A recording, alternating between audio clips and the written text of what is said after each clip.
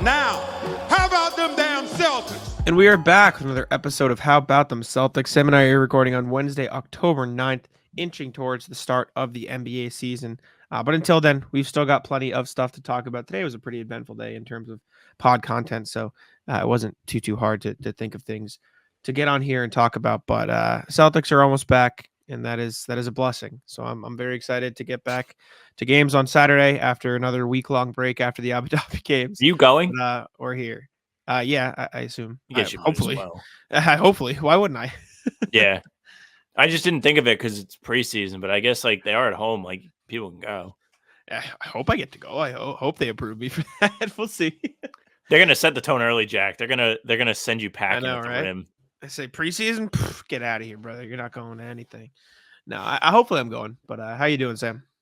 Doing good. I'm feeling the same as you. I'm excited that we're inching back towards games. I know the little week-long hiatus isn't exactly a ton of fun for us after having 2 games and then we have to wait again, but good stuff to keep us over, hold us over. Starting 5 dropped on Netflix today. Jack was telling me before the show he actually was able to have some early access to that. Big media man over there. If you have to bleep that, I'm sorry. But I've seen the first 3, so we'll get to talk about that. We also have a little bit of an update from Wick. He spoke, I think, really for the first time since we knew the Celtics were going up to sale. Familiar face is returning to the team. Some past drama, and then we're going to go around the league real quick, and then we'll do the rat list, and we will be out of here. Good show for you guys. Stick around, and make sure you leave a like, comment, and subscribe. Yeah, the Celtics coming back for Abu Dhabi and then going away for a week is like you're addicted to drugs, and then they give you a little bit of drugs, and then they take them away again. Like you relapse, and then they say no, not allowed anymore, and then you're just right back to like wait, no, I need it again. It's even better because there's cameras on us to document all of it. Exactly. You can see our withdrawals in the past few episodes, but we'll get there eventually. Like Sam said, Starting 5 premiered on Netflix today as we're recording this yesterday. As you guys are listening to this, hopefully you're listening to this on the day it dropped. If not, be better. Starting 5 came out on Netflix. Sam's watched the first few episodes. I've seen the whole thing. So we can discuss from there. I'm not going to spoil anything. Don't spoil it. I don't know what happens at the end of the season. Yeah, I was going to say it's. I guess this is a spoiler alert for anyone who hasn't watched it yet. However, it did just already all happen in real life, and so it's tough to actually I guess you can spoil so I don't know. Just we're gonna talk about it. So if you haven't seen it and you don't want to hear anything, even though the season already happened, this is your warning. You can skip ahead in the video. Look in the timestamps. Yes. I haven't seen all the episodes. Are you in it? No. So I can pull it up. So the one episode they do show the media. Yes. I have the Wi-Fi symbol, so I don't know if you can see me. They show the media, and for context, and now you froze, so I don't know if I'm frozen. I think it's me, but my Wi-Fi is going. I think it's on your end. There's one game where they show the media. It's after the Celtics lost to the LeBron-less Lakers, right? They show them, what a day! It's this big drama, blah blah blah, questions. Basically, every time we lose, it's a big hullabaloo, whatever. And they do a close up on our good friend Bobby, our good friend Noah, and they give him they pan right to him, right in their face. And that is the one game last season that Celtics blog only got one credential, and so no one got to go. And it was one of 2 games all season I didn't get credentialed for. I remember this. And I guess that's probably why, because they had everyone there for the production. However, in the finals, there is a clip of Joe talking on the podium, and you just see this fat fucking head in the right side of the screen, the back of someone's head, and I'm like, I think that's my fucking head. And so the back of my head is technically in the show, but no, unfortunately my face did not make it in to any of the episodes because the one day you didn't sign off the thing. That's why I wasn't there. They definitely didn't have them sign anything. All right. Another favorite thing of mine that is unrelated to any of the basketball content. Anytime they show Dave McMenamin, he just looks like he's a hacker. They have Dave McMenamin, who is a ESPN Lakers reporter, do a lot of he gives insights from the perspective of an NBA expert for those watching the doc that may not know as much about the league or about the storylines or whatever. Yes. And anytime they have his on cam, it's just him on a balcony, I believe, in the dark, with the only lighting being Dave McMenamin's laptop screen. And I I have no idea why that was the shot they chose. It's either that or like him in his office and like all the lights are off. It's just very weird. I know you're 100% right. It's a very Malika doesn't odd let him way. burn the power bill, probably. That's why. Yeah, exactly. Starting five was really good though. I enjoyed it. I know you're only a few episodes through. You said you were liking it. It's a lot of LeBron, but it's not as much LeBron as I think a lot of people expected it to be. Like they spread it out very evenly between all of the players. And if you're getting through the first few episodes or the first X Like amount of I am. episodes, and you're like Sam is, and you're like, this is not a lot of Jayson Tatum. This is not a lot of Anthony Edwards. The context is those two went further in the playoffs than the other three, and so they do more of the other three earlier in the show, and then more of the guys who were deeper in the playoffs later in the show because it just kind of follows the path of the season. The one thing I will say is I guess there's a decent amount in the middle because of everything going on with the passing of his father, but Jimmy Butler didn't get a lot of screen time comparatively. I think he was definitely the least screen time of anybody in the show. But they get to Tatum a lot more at the end because that's kind of the context of how the season went. And it was good. I really liked the show. I thought it was really fun, like inside look. Like I think for the same reason I enjoy like player podcasts, to give something you don't necessarily get to see around the league, is the same reason that I enjoyed this show because it's not something you usually get to see as an outsider.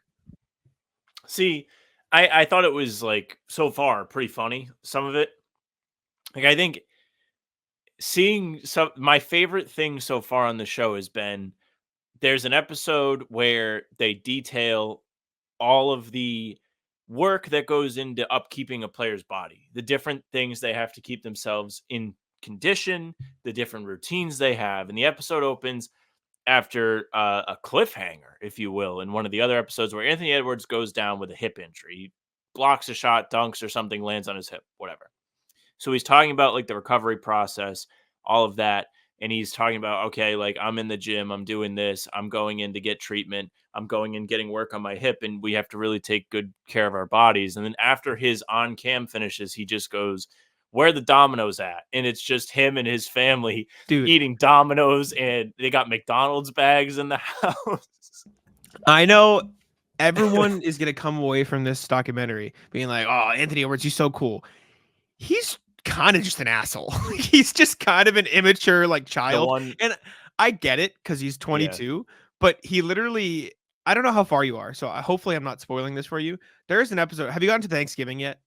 yes, yes, and he's just playing Literally, video games. his entire family, Anthony Edwards, comes over for Thanksgiving, and he is just playing video games. And his sister and his girlfriend are like, "Hey, come to dinner. It's time to eat." And he goes, "Oh, one of this Fortnite games over." Just like, dude, like Respect. I get you're 22.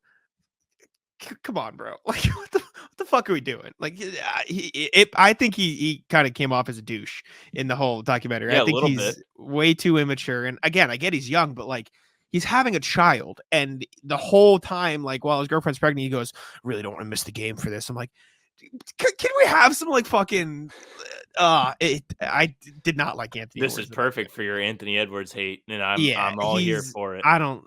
Not a fan. Not a Another big great Anthony Anthony Edwards. Edwards moment early in the series that I've seen is when he gets his hair cut, and this is a barber he has had since he's been like 9 years old. Yeah. And he's like, all right, like, let me take a look. And he takes a look, and like the haircut is not done yet. And the barber is trying to tell him, I still have work to do on your haircut. And he's like, nah, I want to leave it like this.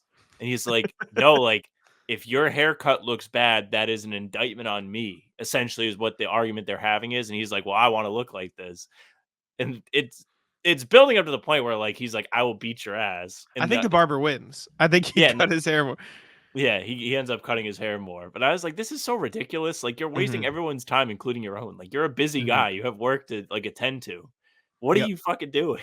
But the yep. amount of fast food that you see in the Anthony Edwards home is fantastic. And also everybody that is his friend is always in the house. Yeah, yeah. It's just his whole family in the house at all times. Um, Jimmy was funny. Shocker. Like, Jimmy you is get to funny, yeah. see the background of, what was it, Emo Jimmy? Awesome. Yes. Very fun. I didn't realize he had 2 kids, but him as a dad was fun to see in the background, like behind the scenes look of everything. That was cool. I really liked Domantas Sabonis. Like, it felt super random that he was in the show, but like getting to see him be a father, like the first episode, he just comes out dressed as Big Bird for his kid. It's like, what the hell? Like he's just kind of a normal dude who just happens to be 7 feet tall. And I kind of like that because that's not really something like he is the antithesis of Anthony Edwards, basically. He is just the exact opposite. And So is Tatum. I can't wait. Yeah, everyone is. Literally, every single person in the show is just like, all four of them are like great dads, like just like great family people. Yeah. And then you got Anthony Edwards playing Fortnite instead of going to Thanksgiving with his family. And listen, I think he'll grow up. I assume he's only 22, but like, it was like, damn, bro, like, can we have some like use your head here?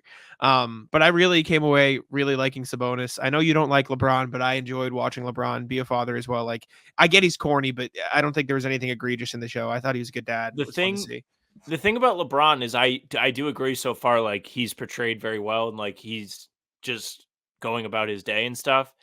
It's Mhm. hard for me to turn off the not I don't know what to call it, not an inkling, but, like, the feeling slash knowledge that there probably is, like, a turn it on for the cameras aspect to LeBron because he's been in this for so long. Like, you say what you want about Anthony Edwards and him being young, right?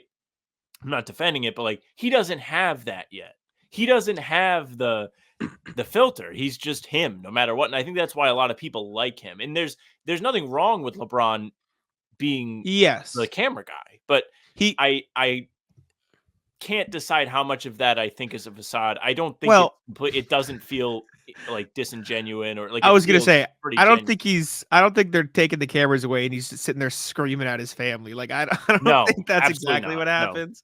I think he's just I think the reason LeBron gets like hated on for what he does and what he says is because he's just really fucking corny. He just is, like, in all aspects.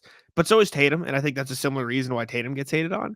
And I think, at least in my opinion, from watching the show, it's just kind of who he is. Like he's just is a Maybe it corny is. person, and that's fine. It's whatever.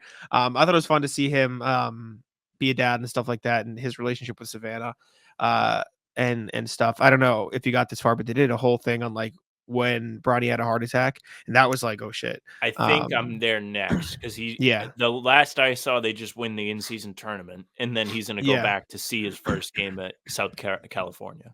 yeah. So I think that was a interesting episode. Like it was I don't want to say cool to see because obviously it was a very like bad moment, but it was interesting to see how that all happened behind the scenes. I thought Sabonis was funny. I thought him as a father was just cool to see him as a leader. He's just kind of like, I don't know. There's no like, oh, Jimmy's the super funny person. LeBron's this like really eccentric dad. Oh, Jason Tatum's like super mellow and chilled out, but it's all Deuce and all this, and he's got his couple friends here. Anthony Edwards is like Sabonis is just kind of like a dude. Like he's just adorable. Like I don't really know how to describe it. He's just a person, and he felt the most relatable slash human of all of the people in the show. My favorite Sabonis part so far has been they did a brief discussion on the Draymond stomp, and his wife at the time. By the way, the Draymond stomp, if you're new, was my favorite thing ever when it happened because it was so egregious and Ridiculous. ridiculous that it would actually happen in an NBA game. And they have his wife talk about it, who was 7 months pregnant at the time, and she was none too pleased with Draymond. I'm sure she didn't say exactly what she wanted to say on the camera, but Well, she did, and then she stopped herself. She was like, "That it was fucking bullshit." You know what? No, can I retake that? There was I don't know if it was in yet because I don't know. Like, I assume it's in. He sure. goes into like a shop or something or a school or something, and some dude goes, "Oh, yo, thanks, Sabonis." He handshakes him, and as he's leaving, he goes, "Hey, you're the reason I fucking hate Draymond Green." He's just Oh, leaving this. I haven't seen that yet, but I'm Yeah, excited. that's fun. Now, Sabonis is cool. Jimmy's cool. It's not a lot of Tatum early on. It's fun to see his relationship with the Deuce and stuff like that. There's a couple fun clips of him like talking with Joe Mazzulla on the sidelines. I don't know if you've gotten either of those yet, but there's like 2 or 3 of them, and they're interesting to see how like their communication works. So I like that a lot too. But like Tatum's just kind of what you see is what you get. It's Deuce, and it's basketball, and that's it. That is the whole Tatum. That's all you see, and that's just I think a product of that's kind of just is what he does. Like there's not much else to him in general. So you get that in the show. PrizePicks is America's #1 daily fantasy sports app with over 5 million active members. PrizePicks is the easiest and most exciting way to play daily fantasy sports, and unlike other apps, on PrizePicks, it's just you against the numbers. All you do is pick more or less on 2 to 6 player stat projections and watch the winnings roll in. One Caleb Williams passing yard gets you 1 win on PrizePicks for every week in September. That's right, only 1 yard gets you an automatic win every football weekend in September. 4 weeks of free W's. Don't miss this deal on PrizePicks because it's gone when September ends. Also, you can now win up to 100 times your money on PrizePicks with as little as 4 correct picks. Sam and I used PrizePicks all season long while on How About Them Celtics pregame shows. We picked Jayson Tatum dunks, we picked Drew Holiday steals, we picked a ton of stuff, especially during the finals when Kyrie Irving and Luka Doncic, we were kind of preying on their downfall. Download the PrizePicks app today and use code CLNS and get $50 instantly. When you play $5, that's code CLNS on PrizePicks to get $50 instantly when you play $5. You don't even need to win to receive the $50 bonus. It's guaranteed. PrizePicks, run your game. I'm after watching what I've watched, and I'm sure I'll enjoy the more Tatum heavy parts of this the most, is I really can't wait for the championship documentary that was like the all access, the one that we heard about. Oh yeah, I forgot about that. It's supposed to drop next April before the playoffs, I think on HBO on Max. So it should be pretty like I better be in that one. Yeah, it would be pretty cool to actually get to see everybody's perspective. Like, it was cool to see Jaylen talk to Anthony Edwards, but I think Jaylen might be a more interesting character than Tatum. Not that probably, I think Tatum is still an interesting watch because nobody knows about him. He's quiet. Like, this is why you would watch something like this, is to find out. But I would be curious about Jaylen too, especially with, like, let's say they do a season 2 of this, like they did when they do receivers after doing the quarterback one. Yeah, definitely. If they do Jaylen and they followed him this summer where he was everywhere and not on Team USA, it's going to be a very, very interesting start to the series because that'll be the first ep. It wouldn't surprise me if Jaylen was in it because of how all over the place. I don't know though. All right, guess right now who you think will be in next year's starting 5. Curry. Okay. I don't think Durant would do it because I think Durant's like, fuck off, leave me alone.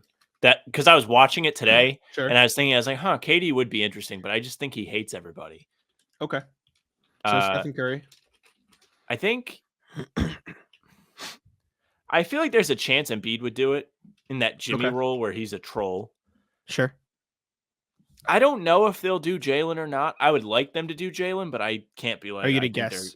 Okay. I'll guess Jaylen just because I think they still need somebody that's on like a major contending team. Not to say Embiid isn't, especially at this point of the year where they've just gotten Paul George. Like, the sky's the limit for them when they think about it.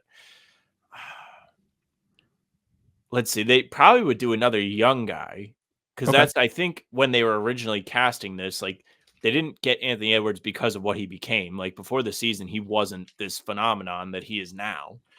So you got to think, who's due?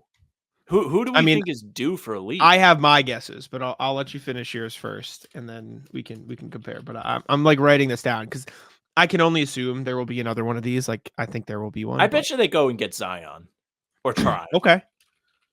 And then I think they would try and get Luka. I don't know if he would do it. So are you gonna guess Luka? Or are you gonna? Yes. Okay. So I also think Steph Curry will be it. I think that'll be like the vet. They'll get this guy. He'll be like the yeah. Hold up. Let me. I need to solidify my last guess. I have 4 out of 5 right now, and I'm looking through names to see. I'm trying to find my Domantas Sabonis now. My that's an interesting choice. Al Horford. I wasn't sure if that was gonna be on there. Yeah, right. No, I'll go. Who's my Sabonis? Like kind of an off-kilter team. I'll go this. Shea might get in there, but I don't know. I think he would go in instead of Luka.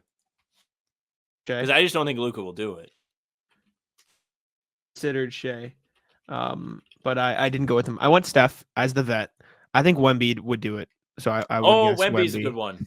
Yeah, I forgot him. I think they want the big market as well, so I'm going to go Brunson. I think they'd ask Jalen Brunson to do it. I thought about that. My Domantas Sabonis was Paolo Banchero. I feel like he would Sure. be a random but fine He one. also And falls in that Ant category too of like what's yeah, gonna happen with him? Could he take a step up it's and really become true. a megastar? And then because of how last season went and because of how personable he is, I went Halliburton. I think he would do it. Halliburton's a good one. Yeah, So I that think he would would definitely be like to be in front of the cameras. yeah. So Steph, Brunson, Halliburton, Bankero, and Wembanyama, and you said Steph, Embiid, Brown, Williamson, Shea. I think those are fine. Imagine Jokic like agrees to go on this, and it's just all his He would horses. He would never. never, never. Nope. Not in a million years would he agree to that. Would be fun though. Would be cool. Anyways, go check out Starting Five on Netflix. It's not a promo, but it's a good show. I enjoyed it. Next thing, Wick Rosbeck finally opened up a little bit about the Celtics sale. He talked to Adam Himmelsbach of the Boston Globe about it. There wasn't anything really pressing or really new or super like crazy in there. The only big things I would argue or I would say are he said the sale process is gearing up and about to hit full speed. It took so long for our advisors to go through the financial and business data of the team and our whole management team and spend enough time to put together offering books. Now they're beginning to have discussions with interested parties and bidding process will commence in the next month or so. And then he was also asked about like finding the right buyer. He said, yes, my father and I feel a responsibility and an honor to be able to find a great buyer for the team. Basically saying, I'm going to try my best not to fuck over the Celtics, which is exactly what Celtics fans should want to hear. Other than that, I don't think there was anything too new in it. I'll pull up the article just in case I'm missing anything, but I think that covered it pretty well.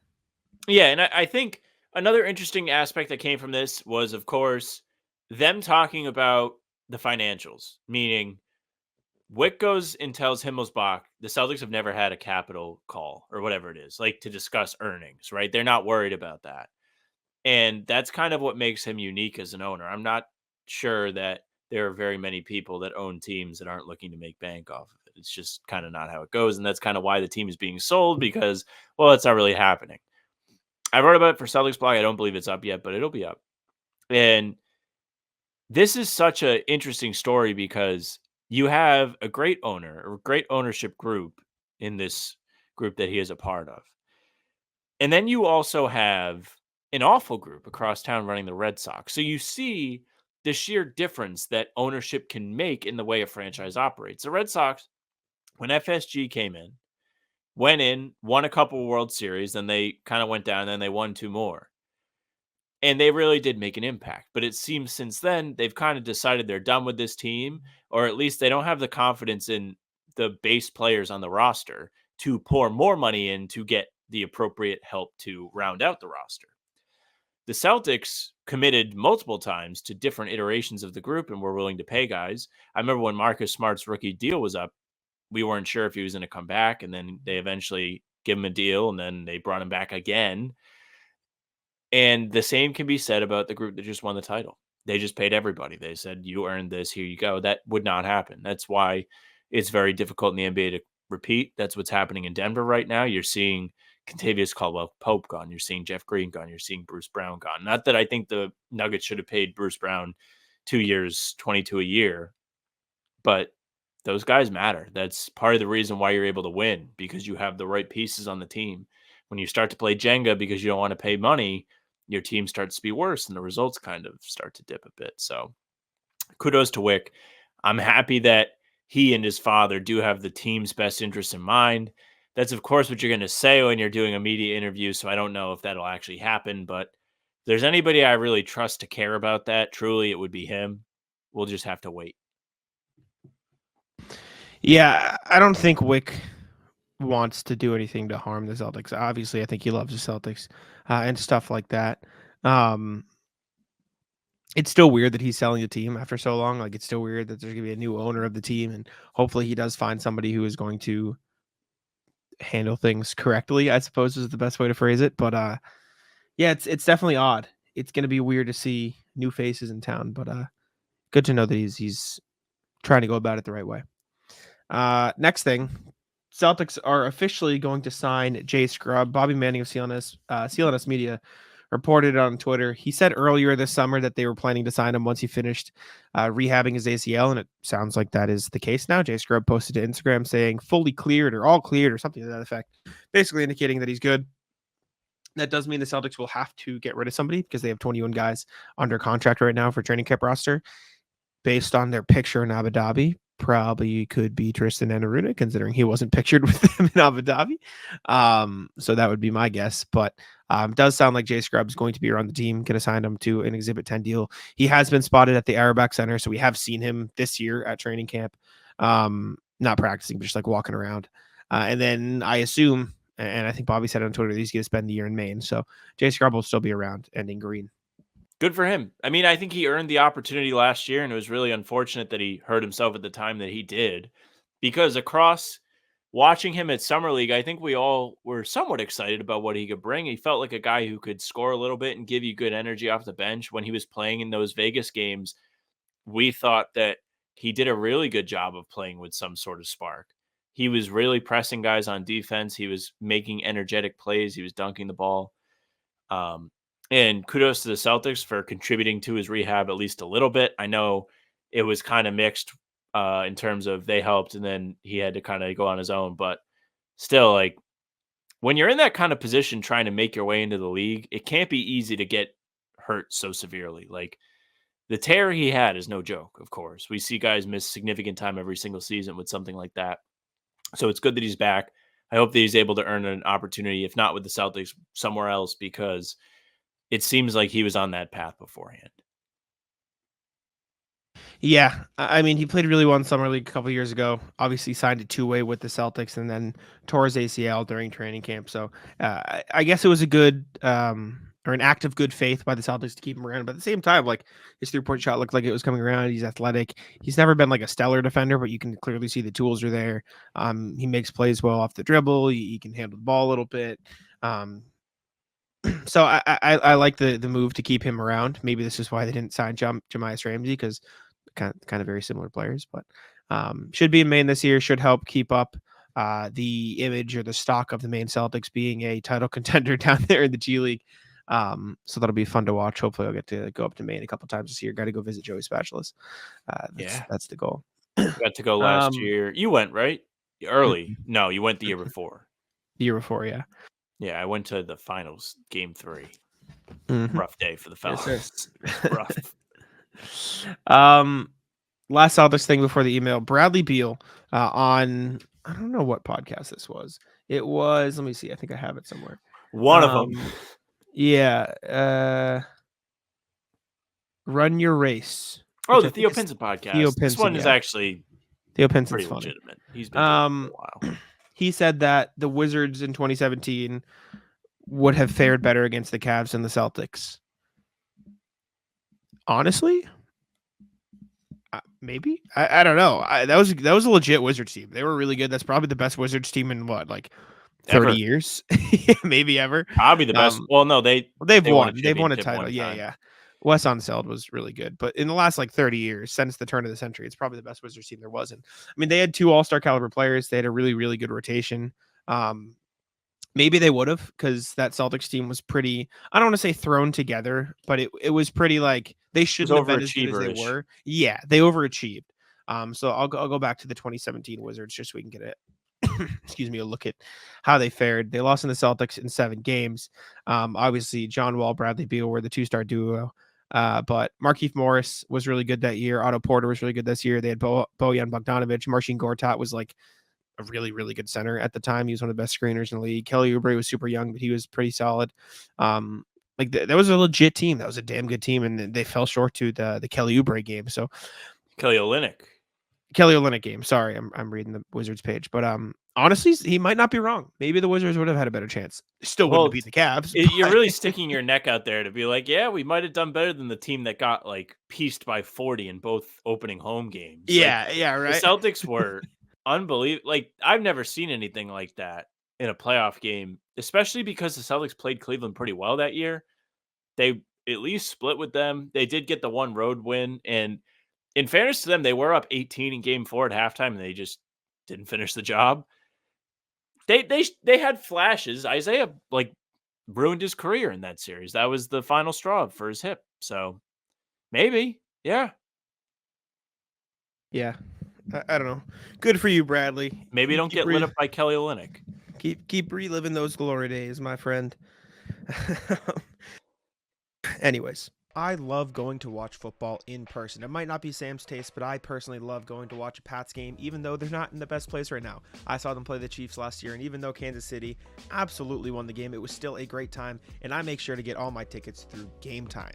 Game Time has a new feature called Game Time Picks that makes getting tickets to see your favorite teams play even easier. Game Time Picks filters out the fluff to show you only incredible deals on great seats, so you don't have to waste time searching through thousands of tickets. Me and my friends are going to see the Red Sox tonight, and guess what? Game Time was the choice. You can pick the great deals, and like I just mentioned, you can filter out all the fees, you can filter out everything to make sure you are getting the best deal possible. That is my favorite thing, getting to know what the exact price is before I purchase, because I know I'm getting the best deal on Game Time. You can see the view from your seat, you get the lowest price guaranteed, even if it's canceled. Cancellation protection is great. It's the perfect app to buy all your tickets. Curation makes it easier to save more on sports, concerts, comedy, theater, and everything else. I saw Noah Khan this summer, and guess what? Game Time came in clutch. All in pricing, again, my favorite thing. Toggling this feature shows you the total upfront with no surprise fees at checkout. Take the guesswork out of buying tickets with Game Time. Download the Game Time app, create an account, and use code CLNS for $20 off your first purchase. Terms apply. Again, create an account and redeem code CLNS for $20 off. Download Game Time today. What time is it? Game Time. We can jump over to the email now. A reminder, as always, you guys can email us at hbtcpod@gmail.com. That's hbtcpod@gmail.com. We have something to catch up on because we had Ben Rohrbach on the show on Monday, or I guess Tuesday was when it was released. So if you haven't heard that yet, go check out our pod with Ben. He's great. It was a very good time, and we appreciate him for coming on the show. But let's take a look at the emails here. Starting, let me share screen with RJ. Fun preseason fact. We have basketball again. Granted, it's preseason and 6,600 miles from Boston, but it's basketball, and the Celtics won. Even, folks, I have my takes on the players competing for the end of the bench spots on Celtics blog. The short takeaway is that it looks like Joe is giving playing time to the guys who have been with the Celtics the longest, which brings me to my fun preseason fact trivia question. Of the players who aren't the starting six or the circle of trust, Luke, Peyton, Sam, who has been with the Celtics the longest? The answer below after my signature block. Let me go look this real quick. It was a fun game to watch, and I can't wait for game 2. Maybe we'll get a few minutes from Al. Be well, RJ. So, okay. Who's been with the Celtics the longest? Is it Jordan Walsh? Is Jordan Walsh the answer? Or am I forgetting somebody on the defense? Who's been with the Celtics the longest? Oh, did two ways count? So JD Davison, right? If it's No, it's Pritchard, I think. He says except for Luke, Peyton, and Sam. Oh, my bad. Okay. Yeah, I think it's JD then. This is going to be his third year with the team. I think that's the longest by far. Jaden they got last year. Kata they just got last year. Tillman they just got last year. The rookies, obviously. I think it's just JD Davison. It has to be him. It's JD Davison. Yeah. Trivia question, is JD Davison, who's entering his third year. Rotating cast at the end of the bench there. And go check out RJ's thoughts on the end of the bench, guys. At Celtics Log. It's right here. Nice. Appreciate you very much. First things first, RJ says, afternoon, folks. Fun to watch the C's this morning. The third quarter was lots of fun, primarily for the defense that they held Denver to a meager 16 points.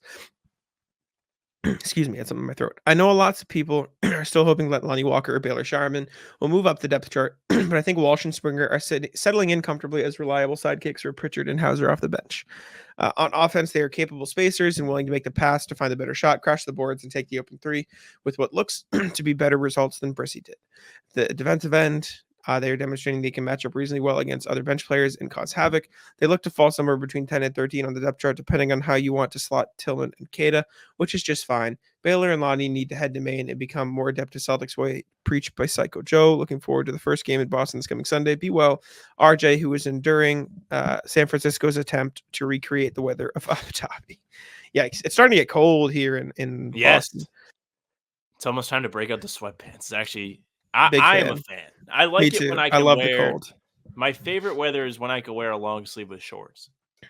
That's the best. I like that. I wore that to softball last night. Yep. Next thing from Jamie. Kata Hawkstream. Hey, Jack and Sam. First of all, thank you to the work you guys have put in since Banner at Team by keeping the convo going. Okay, can we discuss the Kata Hawkstream? We did pass over this. Looking forward to the upcoming season. The team looks loose. Resting up KP, healing like Wolverine. And we get to nitpick the end of the bench for fun. October 22nd is days away. Banner 19. Jamie D. Thanks, Jamie. Yeah, we totally skipped over Nemish Keita being a you heard this, I assume, right? I can only assume. Yeah, we like kicked it around for like a half second. So this was, I'll play the clip here for audio listeners, for YouTube listeners. You see it. Nice Keita wanted the ball. Starts the break. That you hear there is Nemi. Play. For good reason. Break. Wide open. They missed him. And then Strawther realized how open he was before anyone else did. That was fun though. Shout out Nemi. When I play, I always hesitate to like do stuff like that if I'm open because I don't want the defense to realize that I'm open. Good on Nemi for not being afraid. I'll do a side of like woo, like I'll hit like a yeah, you know what I'm saying? Yeah. But people usually clock onto it. Next one, RJ. Everyone looks to improve. Morning, guys. Here's a question for you, and maybe for a press conference too. Everyone's looking to improve some aspect of their game this offseason. JT in his 3, JB in his conditioning, Welsh and Sharman and Davis are looking to add muscle. Standing still means, and with that, Coach Missoula has, what do you has improved? Is he trying to improve upon? Be well, RJ, who is always trying to expand his vocabulary. I think just maybe in-game adjustments, timeouts, when to time things, like when to implement certain, like I think feel versus analytics is probably what Joe is continuing to work on. That's how I would phrase it. I think figuring out how to play basketball that isn't always attached to math is a very good thing. Meaning, how many times last year did we come and sit here and I'm like mad because I think they took some bad threes? I'm not opposed at all to them taking a volume of threes because clearly it works. They do a great job of creating good threes. But what if you need a bucket? Like, should you really go to that?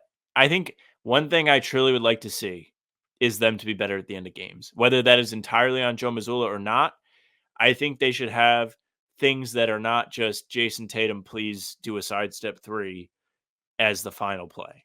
I think they should really be able to have something that happens that has to do with ball movement to create a good look because we didn't see enough of that last year. I think you saw a lot more of it last year. It still wasn't perfect. Like you saw a lot of, I think you saw a decent amount of that at the end of the games. It just wasn't for the last play. Like you saw a lot of drive. Let me kick to Al in the corner for 3. Let me kick to D White in the corner for 3. Like you saw I can name some of them off the top of my head. Like Al had a clutch play in that Indiana game that was late. You had D White had 2 buckets in the last 30 seconds, both against the Raptors. Like you did see it. It just, when it came down to it, you needed a bucket in like the last 10 seconds. It still looked a little like you're settling. And I get the perspective of, that is just going to be the hardest time to score. That is always going to be the hardest time to score because they're not going to or like give up anything. They're not going to send 2 to the ball to give you a pass. They're going to play one-on-one defense and they're going to clog the lane, right? That's just how it works. But you should still be able to get something better than a sidestep mid-range fadeaway that just hasn't really worked. And if Tatum makes a couple of those, we're not even having this conversation, but he didn't. And so that's why you need to work a little harder. I mean, it's just true. Like at the end of the day, if he makes 2 of those shots out of the 9, right? 2 of 9's a good percentage to shoot on those shots. If you look across the board, like no one makes a lot of those shots. But if he makes a couple, it's a different conversation. And also, like, just for the context of what people are working on, Joe's going to fuck up.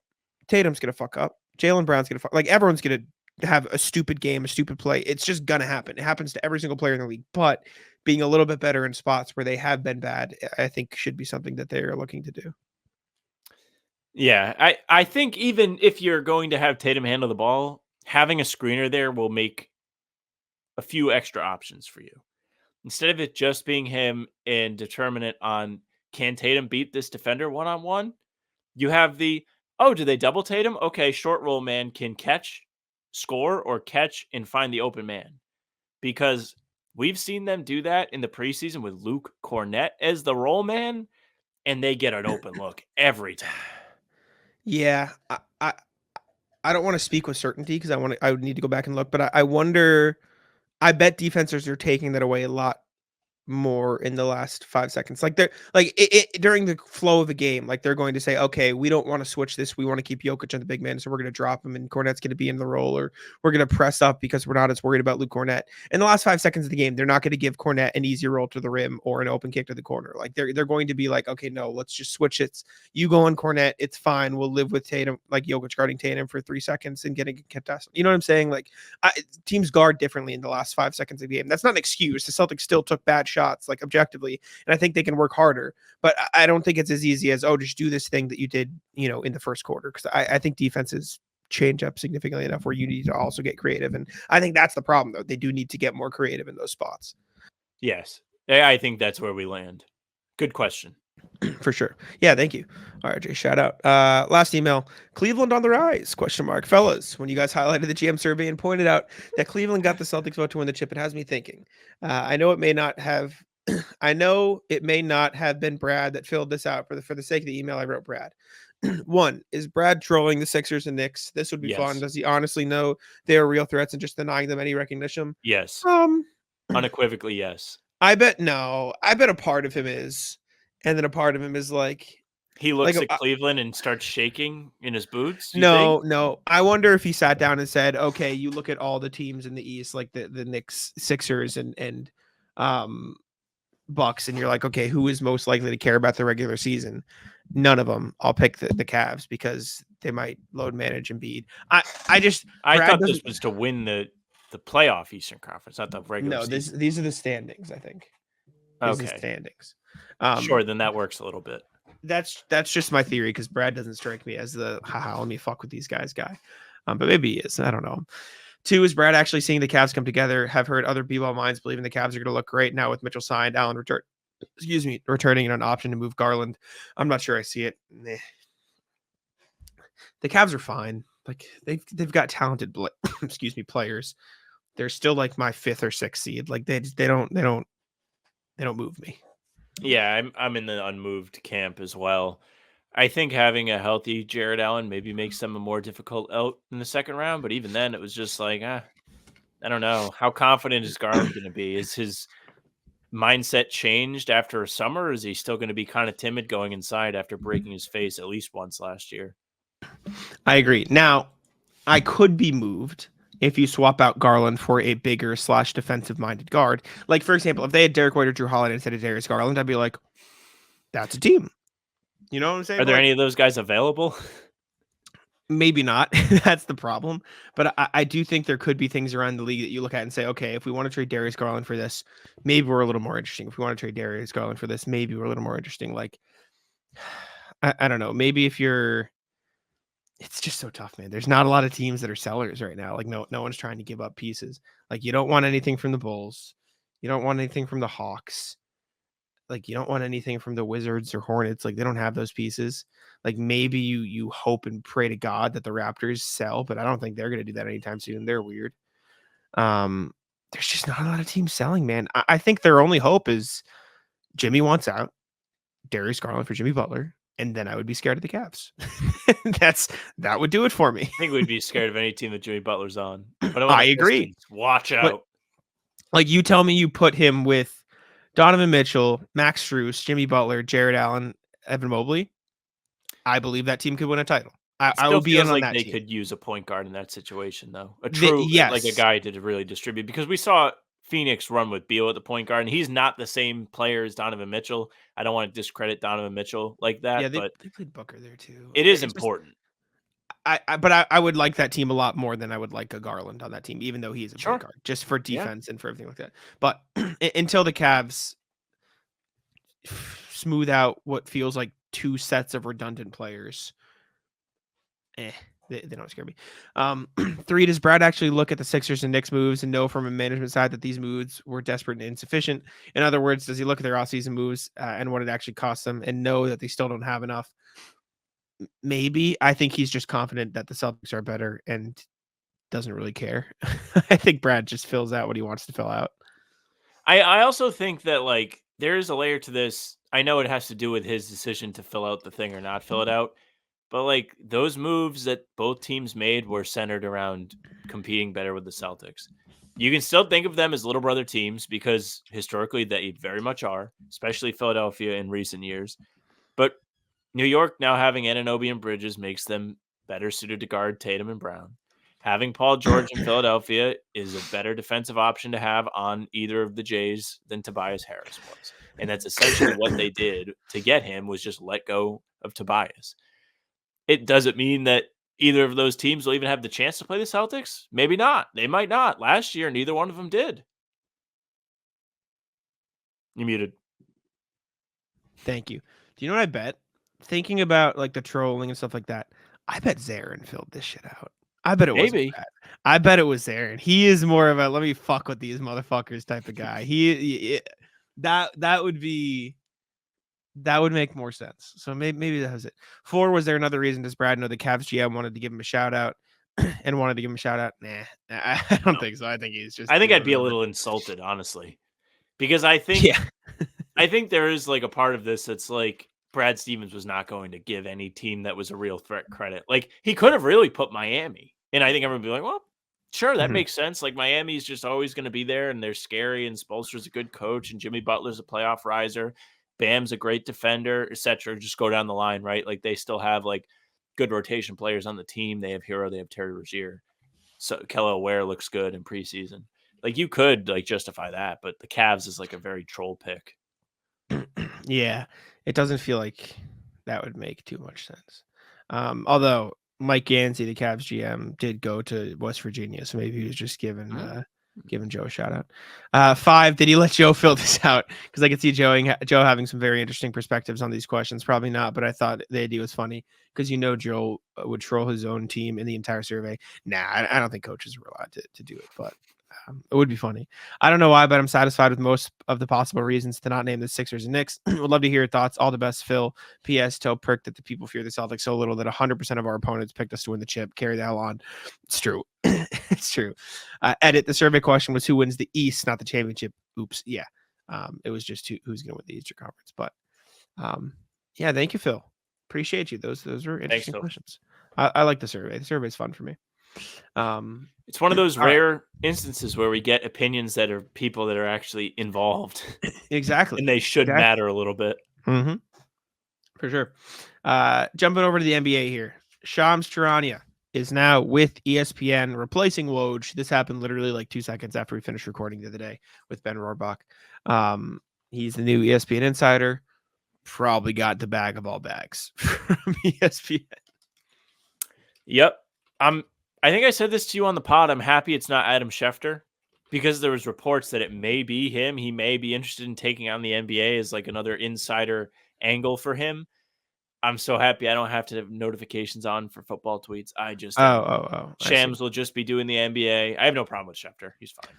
I just am not interested in learning about what's happening with the Seahawks today. I get it. Yeah, I understand.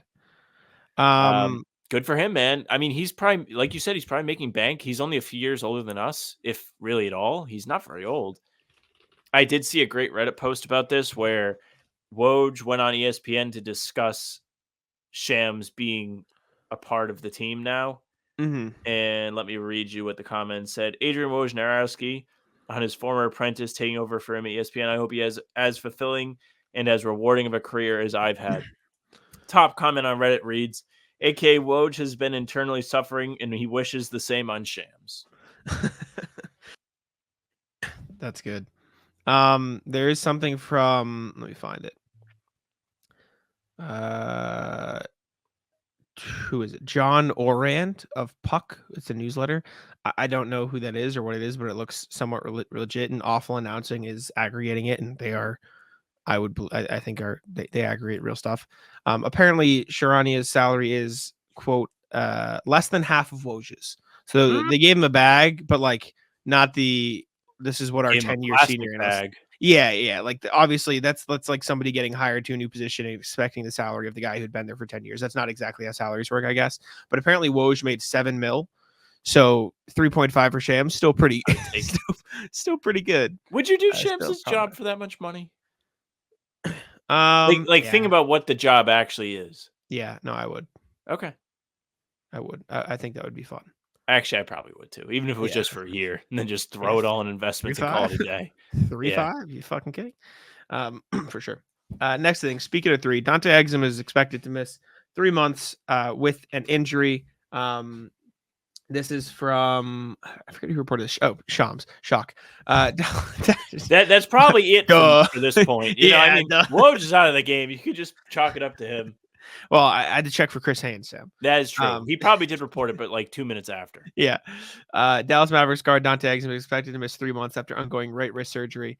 That's tough for Dallas. Exum was real good this last year. That's it. Really, just tough blow for Dallas. Injuries are starting to pop up around the league a little bit before the season starts. Too early for injuries. Grizzlies are getting hurt again. Gigi Jackson's hurt. John Morant turned his ankle the other night. Yeah, they can't catch a break, man. You see Edie catch the sick lob from Ja? No, I think Edie's gonna be really good, man. People He's gonna were be fine. way too He's gonna harsh be on Luke him. Cornett. I think he'll be better than Luke, but yes, like that role is perfect for him. And I think people were way too quick to say, "Oh, look at how like he's not." Obviously, like just let him be a giant, and that'll work out. Last NBA thing before the rat list: Bradley Beal apparently almost got traded to the Bucks for Chris Middleton on the same podcast, I believe. Yes, Bradley Beal said that the Bucks were willing to include Middleton in a trade. Beal revealed the Bucks were shopping Chris Middleton in their attempts to acquire him from the Wizards. When I wrote this on the sheet, I was like, "Wow, good for the Bucks." Would the Bucks be better? I don't think so. I really don't. I think I don't know if I'm freezing. I got the Wi-Fi symbol, but when Middleton is healthy, I think he's a better player than Beal. But yeah, at this point, who's going to be healthy more for the rest of their career? And I know Beal missed some time last year too, but like we're going into next season and Middleton's having more injury problems. Like they played the same amount of games last year. I guess I would still rather have Middleton because that backcourt with Beal and Dame would be a disaster on defense. But at this point, those two, I would just rather the healthier player. Yeah, Middleton just had double ankle surgery, so it's a tough call. Exactly. But, I mean, Phoenix, their 3 guys only played 16 games together last year, something like that. Like they didn't play very often all at the same time, and Beal was a part of that. I think if I'm Milwaukee, I'd rather have Middleton. That guy was a part of your team for years. He's got a chemistry with Giannis. He's got a feel how to play with the rest of the crew, Bobby Portis, Brook Lopez, and he's won a championship there. I think it would be silly to trade him for Brad Beal. You lose a little bit of size too. Middleton's a decent defender. Like, I don't know. Beal, I wasn't moved by Beal last summer. I thought that Beal was a bad contract to be taking on. I wouldn't want him. At this point, is Middleton still a good defender? He's all right. He's still got more size. He's better than Beal. That said, like I feel like people look at Beal, and I did too. Like I'll own up to it as like, oh my god, he was so bad. He was pretty good last year in Phoenix. He averaged 18, 4.5, and 5 assists on 51-43 splits. That's pretty efficient. How many games? That's 53, which is 2 less than Middleton. A little above half. Yeah. Well, Middleton played 55. Yeah. So it's virtually the same. And Middleton last year averaged, let me see. And I'm not arguing. I would also rather have Middleton. I'm just making the case that this isn't insane. Middleton averaged 15, 5, and 5 on 49-38. Those are pretty much the exact same splits. It's just Middleton is bigger and a better defender, which again, like I agree with. I think you'd rather have Middleton. I don't know. What is the point of Beal saying this? This feels like an unwritten rule is being broken where maybe players do know about stuff like this, but you're not really supposed to speak on it, especially publicly. Because if I'm Chris Middleton, I'm far from thrilled. Well, one, that's probably why Beal said it, because even though they're probably not going to play the Bucks in the finals, if you have a chance, it's a real threat. If you have a chance to piss off anybody else on another team and make them worse, check, I'll do it. Fuck it. But 2, like, just internally, Beal is probably like, all right, I'm sick of these motherfuckers talking shit about me for the last year. Like, I know we got bounced to playoffs, but like, look at this guy. They wanted me. You know what I'm saying? Like, he's probably like chip on his shoulder, like getting cocky. Like, he's like, exactly. Yeah, look how nasty I am. The Bucks were willing to trade one of their core guys from the championship team for me. Exactly. In my awful contract. Yeah, his contract's not good, I think Beal and Levine, and I'm trying to think of another example. Those types of players are turning into the new Tobias Harrises, where it's like realistically they're probably still fine players. That much money, yikes! Just Not makes it good. hard to put a good team on the floor when you have to pay Exactly. somebody like that, and you're just like, but Exactly. there were just so many better guys in the league to spend that money on. I know you don't always get the opportunity. You don't get to just pick, oh, I'd like to give Luka Doncic the max contract because you And I don't think have them. I think it's different for a Beal and a Tobias Harris than a Levine a little bit because, like, if you're the Bulls, I guess you could have just rebuilt at that point. But like, you're like, we know we've had success with this before. We can't just lose him for Right. nothing. You know what I'm saying? If you're the Wizards, lose him for nothing. Been asked forever. Yeah, just come on. Like, you guys have been so bad, it hasn't worked. And same thing with Tobias Harris. Like, you could have had someone else. You could have had Jimmy Butler. Like, it's not the same. Tobias Harris over me. Yeah, not great. But That's all going right. to be one of the big regrets of all time for the Sixers. Just looking back and seeing the I- contract in the window of contract that you would have given Jimmy in Philadelphia and seeing what he's done in Miami. Now, of course, playing alongside somebody like Embiid, you don't quite get the same opportunities that he's had in Miami where it's his team. But the absolute killer that Jimmy has been since Do you think leaving they'd have a Philadelphia, title? Think they'd have a title? now? maybe. Especially, I'm pretty sure they lost to the Heat one year. They did. Did they? Maybe not. No, I think they did. I don't think when. 2023. No, 2022 when the Celtics met the Heat in the conference finals. Because the Celtics beat fuck the Celtics beat, man. Celtics beat the Bucks in the second round. Nets, Bucks, then Heat. So yeah, they probably did. Yeah, they definitely did. You're right. You're right. For sure. Because Miami beat the Hawks 2022. and then the Sixers. And the Sixers beat the Raptors. Hawks and Sixers. What a weird playoff run for the Hawks looking back on it. Yeah. No, I think you're right. That's so random. I remember at the time, yeah, Hawks Sixers. There was something like, oh, Miami wanted to go, or excuse me, Jimmy wanted to go to Miami. Like, it wasn't, they didn't choose Tobias. But then hearing Jimmy say that, you're like, that probably wasn't true. That probably He wasn't probably true. wanted to leave because they weren't going to pay him as much as he thought or something like that. And then they gave Tobias all the money. I wonder if it was like, yes, they didn't want to pay Jimmy that much, but then he left, so they didn't have a choice to sign Tobias. So in Jimmy's mind, it was like, then why didn't? Why would he get that money when you wouldn't even give it to hell? me? I bet that's how it played out. But still, that's what a fumble, man. What a fumble. I mean, Jimmy would be a great guy for Philadelphia too. They would love him. 100%. I couldn't agree more. Anyways, let's do the rat list, Sam. What do you have for me?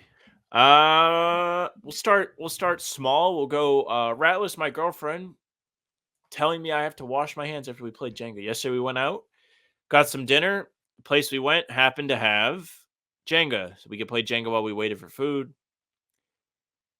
We finished. We didn't even start playing Jenga. She takes the blocks out of the box and goes, "Oh, I'm gonna have to wash my hands after this." Now, Jack, I think we've talked about this on the show before. I am not a big hand wash guy. I do wash my hands in the essential situations. Don't make any mistake. But like if I'm going pee, I'm not washing my hands. If I'm playing Jenga, I'm not going to wash my hands. I don't care. It doesn't bother me like that. When she's like, no, you need to wash your hands. And she's giving me a hard time, rat list. They're my hands. It's my decision if I want to wash my hands. I agree. I know, like, realistically you should, because it's like dirty and it's like a public thing. I don't fucking wash my hands. What's the worst thing that happened to me? I get COVID and I get to stay home from work. I would argue that I don't get sick often because I don't wash my hands. I'm immune now. You might be hardened, yeah. You know what I'm saying? I've built up iron sharpens iron. Exactly. Ratless softball last night, man. So softball, for context, they are 7-inning games. They are 7 innings and that's it. It's not 9.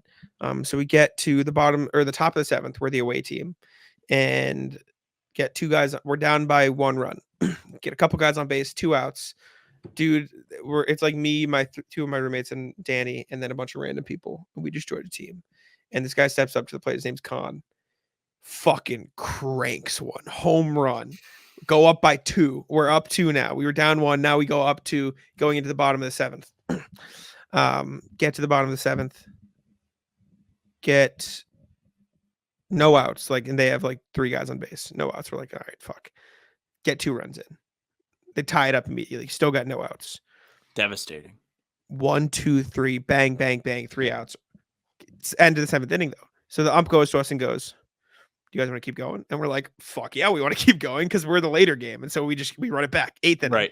Good for the No ump. runs. Yeah, Good no on them. runs. Get no runs. Nothing. Get other team comes up. They get up.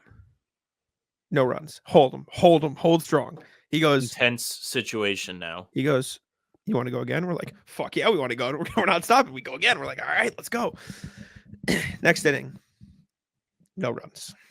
Did not score. They get up. Clock us. Beat us into the bottom of the 9th inning. Devastating. It was devastating. On average, how many runs a game do you guys score? Do you guys typically score a good So amount? that was a pretty low scoring game. That was only like, I think it was 7-6 was the final score, but that's abnormal. It's usually like 15-10 or like 16. I was gonna say, I 12. feel like men's softball is typically a high Well, offensive game it because the should ball is be. not exactly moving. Yes, but we have 4 outfielders, so it's a little harder. Yes. But also for the first like 3 innings of that game, Isn't that it part had of ra- because people are just not in shape to cover the outfield? I don't know if it's as much in shape as it is. We're not Just the way it's professional. played. Yeah, we're not softball players. Like half of us aren't very good, so just having more space is better. But for the first like 3 innings of the game, it like rained earlier, so we played with a softball that was super like waterlogged, so it was just impossible to do anything. You know what I'm saying? So we switched that eventually, but we were like cooked for the first little bit. So ratless that man, we couldn't get it done. It was tough. I wanted it bad because at that point, like we were all pumped at the home run. We all get out there, we're like, yeah, and then we couldn't put it together in the 9th. It was devastating. Also, while I'm on softball, rat list, I don't know what to call it. But you ever get a situation where someone says hi to you, no idea who it is, and you're like, fuck, how do I know this person? Yeah, my How do I dad know had this one of the person? great ones. So I was like probably 9, and I went to like this work reunion with my dad, like him and like a bunch of guys that used to work at the airport, and him and his buddy are talking. This guy comes up and like is like, "Oh, like good to see you, whatever." And my dad's friend just turns to him and he goes, "Who's that?" My dad's like, "I don't know." Yep. Who was it? Did you ever figure it out? No clue. Oh, well, I'm like, we're entering the dugout for softball, and these 3 guys come out and they go, "Hey, what's up, man? Hey, what's up, man? And we'll play you next week." And they give me fist bumps. And I turn to my roommates. I'm like, I don't know who the hell those people were. Like, and then somebody else, like one of the guys, walks by us again because he like went the wrong way or whatever. And I look up. I'm like, oh, they're people I like played basketball in the park with like 2 days before. Oh, And, like, really? and yeah, and I was like, Nice. he like looks at me and gives me like the head nod. I'm like, dude, I just figured out who you guys were. I was so confused. He like laughed, and so I Big was like, celebrity. but like I had played with him like once, like one game. Like, Yeah, and yeah. it was recent enough where I remembered eventually. But I was just like, who the fuck are these people? Like, I feel like there's do a they layer know? to that there. It's just like, oh, I've seen you around. Like we play in the same league, like whatever. Like that Yeah, kind of they thing. just gave me like a fist bump, like, yeah, hey, what's up? We'll see you soon. I'm Right. like, yeah, okay. I was like, but yeah, softball, devastating end. But they keep live it up on to their the billing because that softball team's run differential, that's like the tiebreaker for playoffs, or whatever. Yeah. Heading into that game, they'd played 2 games, the run differential was 0. And that game they won by 1. So they were playing 500 baseball. Oh my gosh. Yeah, I mean, our men's league was like that where we kept point differential and like we played real bad teams at first and we were just running away with it. Then we got slapped a couple times. We'll keep it on the diamond though. Ratless, the Mets. The Mets have become the favorite Twitter team, the team that everybody We're in like on the Jack, Mets. all the squares, Go all the Mets, sheep let's go. will Come on. support and decide that everyone should love them. They've become the New York Knicks of the MLB this spring, yeah. where Go if you Mets. remember in the playoffs, everybody wanted the Knicks to win so bad. The entire ESPN broadcast was the Knicks and the Knicks, and then they lose. As of today, the Knicks are up 2-1 on the Phillies. I will say I am happy for Andrew Claudio, but nobody else because I'm a fan of his. I'm sick and tired of hearing about the Mets. I hope if they beat the Phillies that they lose in tremendous fashion. They Go have Mets. a heartbreaker of a collapse. I don't like when people tell me that I should be happy for a team. Who told you that? The general message coming I feel like from you are just seeing that a lot of side people. Twitter. I think you is are that seeing you a lot should of support them. people very happy, a lot of people liking the Mets, and you are interpreting that as there's too many people happy about this one thing. I don't want to be happy about it. I don't think people are saying you need to like the Mets. I think the general public has taken a liking to them, and you don't like it when the majority of people like stuff. We're saying the same thing. No. And You are people- acting like there's a conspiracy that everyone is saying you have to like the Mets, when in No, reality, that's not what I'm saying. I'm saying what I'm trying to say is closer to what you're saying, where everyone is Yes. all on this, and it's like, how can you not love this? That's really what it is. How can you not love this? How can you not like back this team? you just Fuck hate off, I don't want to when back them. people band I together do. to like one certain I thing. do. Oh, I absolutely do. Sure. In my defense, I did used to be a Mets fan. When I was in middle school, I went through a phase for like 3 years where I just was like, I don't want to root for the teams that are in my city, right? That's so boring. You know what I'm saying? Like the whole like I want to be Yeah, different phase. Cool guy. And so I picked the Mets because I was a big Jose Reyes fan because he was cool. I He's also on picked cover of the the games. I also picked the Saints. In my defense, I picked them the year they won the Super Bowl, like Okay, I was gonna say beforehand. it sounds like you picked pretty poorly. No. I picked them the year right before they won, so I was very happy that year. And then I didn't choose basketball. I've always been the Celtics. I didn't pick a different Respect. team. And then hockey. Fuck off. Who cares? Hockey started yesterday.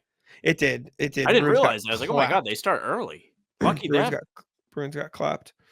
All Don't my care. roommates are Bruins fans. I saw Or Maz hockey from fans. Felger and Maz tweeting like he's sick of watching bad Boston sports. If this is what it costs for the Celtics to be good, every time I'll I'm in. hammer it every time.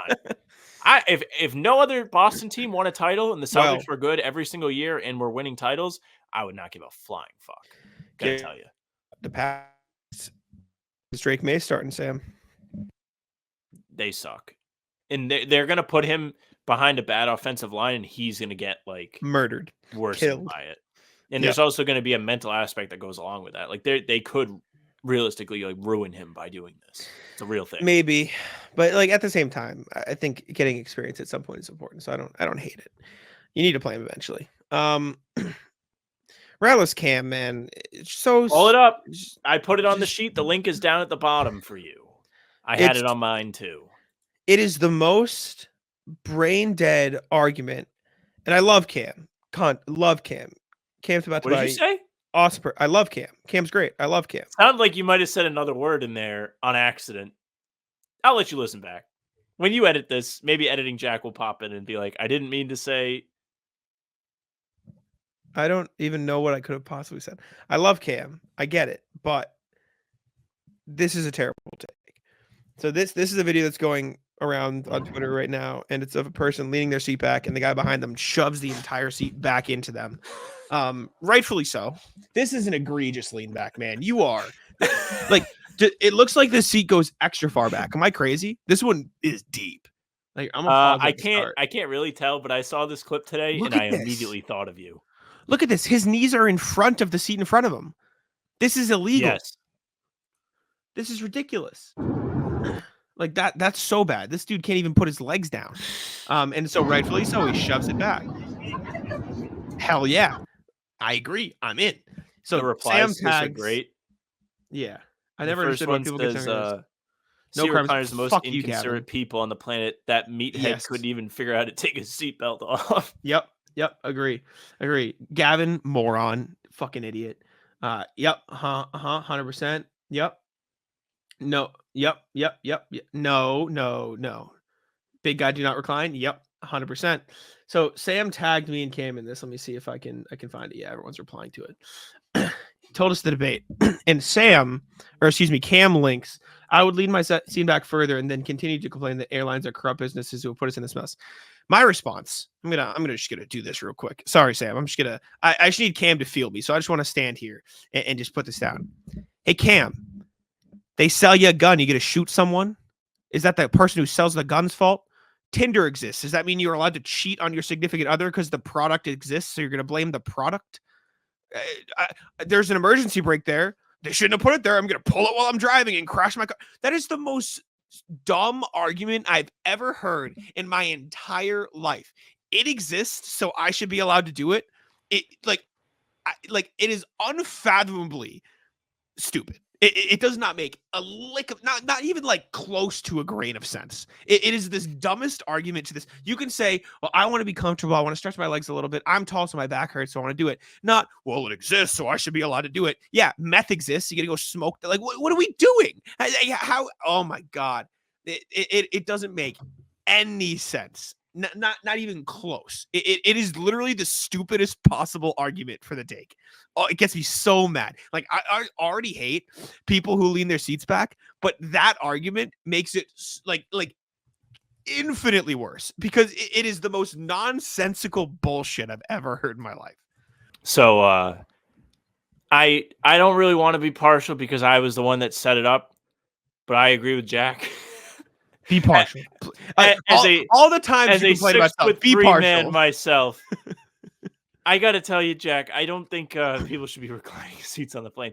I also think that the argument, I mean, you went in on it, but at the very base of it, his argument is 2 wrongs make a right. Wrong. Not true. Very incorrect. 2 wrongs do not make a right. And just to be like, yeah, it's because they're greedy. The airlines are greedy and the big man. Yeah, but like you have the opportunity. You are the last person, the last line of defense to make sure that wrongdoing does not occur. And you completely go all in on it. It's like when you learn to drive and they teach you in driving school that even if it's not technically your fault, if you have the last opportunity to prevent an accident from happening, you should do so. Yes. Also, I just need to step in. It is your fault. I don't want there to be any misconception of like, oh, just be no. Wholly, unequivocally, without confusion, if you recline your seat back on an airplane, it is your fault and you are an asshole. There is no exception. There is no period. Point blank. Don't care. I don't care if it exists, so you're allowed to do it. I don't care if your knees are a little cramped because the person in front of you reclined. If you recline your seat on an airplane, you are part of the problem, and I think less of you. Period. Respect. That is it. I stand my ground. Well, now I will Jack not has go to back go on this cool take. off. I Sam He's had to like like gonna have to go for a walk. say I'm gonna go play basketball after a little bit, Yeah. so I'll get angry. But like I genuinely believe that it is one of the most selfish things you can do because you are literally saying, I care more about my little tiny bit more of comfort to make the person behind me X amount of hour flight significantly worse. I care more about me than you. And you were saying that directly to the person behind you because you don't have to face the repercussions of having to face the person. Like it is like talking shit online because you don't have to face the consequences. If I stood up and gotten the person let's say I'm on an airplane. Somebody in front of me reclines their seat. I get up Let's and just say exactly what happened in the video happens. Yeah. I get the way I would handle it if I wasn't, what's the word? Like non-confrontational. Like I don't want to start problems realistically, right? But if I was, neither. I would get up, go to the person in front of me and say, "You're hurting my knees. Pick your seat up." Guess what they would do? They'd pick their fucking seat up. Because like 90% of the people on the planet would pick their seat up. Just because once you are confronted with the person you are affecting with your actions, you change your actions. The only reason people act the way they do on the internet, and in this case, on a fucking plane when you can't see the person behind you, is because they don't have to deal with the consequences.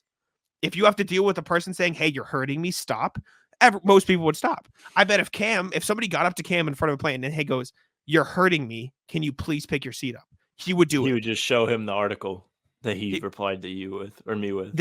That is generally one of this isn't like just a plane thing. Like any aspect, any argument, any debate I've ever been in, that is one of the dumbest fucking excuses and arguments I've ever heard. It is unfathomably dumb. And again, I love Cam. He's awesome, and this is why Great I'm so friend of the confused. show. I genuinely wholeheartedly I don't get this passionate about a lot of stuff. I don't get this passionate about the Celtics half the time. I don't understand how he in his heart believes this to be the correct take. It genuinely, I don't get it. It doesn't make any sense. Because it doesn't affect him. If somebody does that to him, it doesn't matter. Because it exists, I am allowed to do it. Is the stupidest fucking thing I've heard in my life.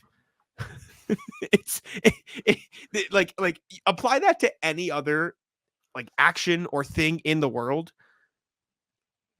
hello. That's just not how it works. Like that is too because this exists. I am allowed to do it. What the? No, you're just a dick. It is crazy. I completely agree with you. Oh my god. All right. I don't want to be angry anymore. I'm good. I'm coming back down to earth. Just little added context. Baby Ratless is LeBron on Sure. Twitter complaining that he has to go to Milwaukee for a preseason game. Just don't go. Like what do you say? Realistically, That's funny. If it was just like LeBron's not going to play, like he doesn't have to go. Nobody cares. That's funny. Yeah, all right. Jack's going to go cool off. Yes. We'll wrap it up here. Thank you very Rat list much. Today. Let us know what you think in the comments. Send in your rat list to the email hbtcpod@gmail.com. We'll read them there. But thank you very much for listening and watching because we do very much appreciate that. You can leave a comment, like I said. You can leave a like. You can subscribe. You can hit the bell so you don't miss any of Jack being sweaty on camera. You can find us dropping new videos every morning at 5 a.m. Full pods drop Tuesday, Thursday, Sunday. Game recaps come the morning after each game, and other videos are up in between to keep you busy as you wait for the Celtics to come back. You can also find all of our stuff on audio platforms. The pods and game recaps are there for you. So if you follow, they will go right into your feed. Make sure you leave a 5-star review. We'd appreciate that very much. You can email us. hbtcpod@gmail.com is the address. Like I said, send your rat list there. Send your takes on the Celtics preseason. What do you think of the deep bench guys? What are you most excited about heading into the weekend's duo of games? Let us know. hbtcpod@gmail.com. The socials are at How About Them C's for Twitter, Instagram, and TikTok. Facebook's the name of the pod. All streams are there. They're on YouTube. They're on Twitter. Jack's Twitter is Jackson NBA. Mine is at Sam LaFrance NBA. That's it for us. Bye. Taco. Come on. Taco.